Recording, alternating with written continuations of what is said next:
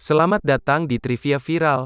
Channel kami mencakup analisis dan rekap terbaru tentang acara TV dan film, serta cerita dan fakta menarik.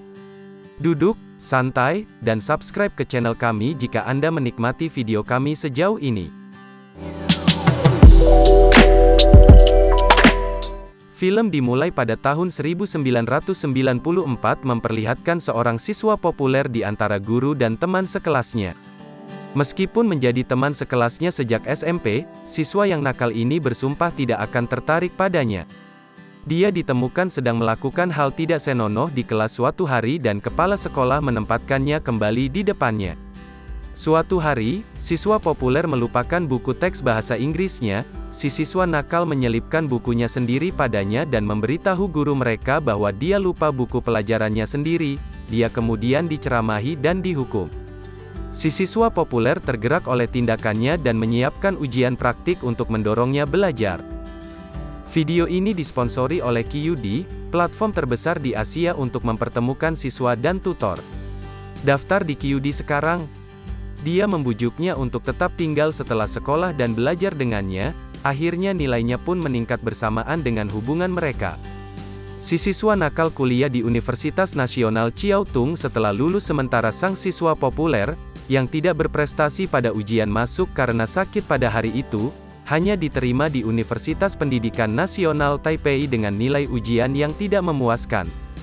Tertekan dan kesal, dia dihibur oleh teman sekelasnya yang meneleponnya dari universitas hampir setiap malam. Keduanya melakukan kencan pertama mereka selama musim liburan musim dingin tahun itu, di mana dia bertanya padanya apakah dia mencintainya.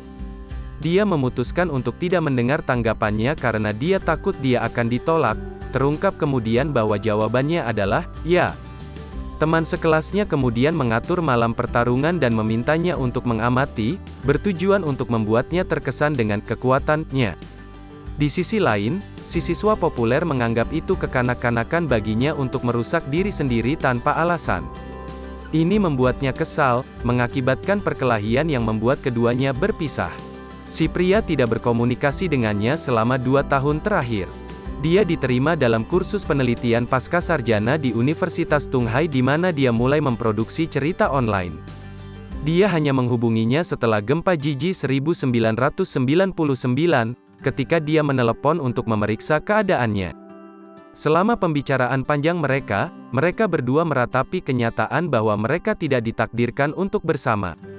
Bertahun-tahun kemudian, pada tahun 2005, si wanita tiba-tiba memanggilnya untuk mengumumkan pertunangannya. Di pesta pernikahan, semua teman lamanya berkumpul, melontarkan lelucon dan berusaha mempermalukan pasangannya yang lebih tua. Mereka terkejut dengan bagaimana emosi mereka sebelumnya telah berubah menjadi persahabatan dan ketenangan yang mendalam. Lelaki itu mulai mengerjakan novel web berdasarkan hubungan mereka.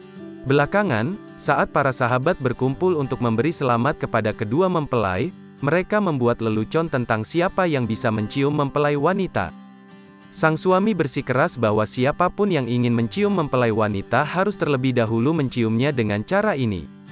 Pria itu meraih tangan pengantin pria dan mendorongnya ke atas meja, menciumnya seperti yang dia lakukan padanya. Selama ciuman mereka, dia ingat betapa dia menyesali pertengkaran mereka bertahun-tahun yang lalu dan apa yang mungkin terjadi jika dia meminta maaf karena kekanak-kanakan.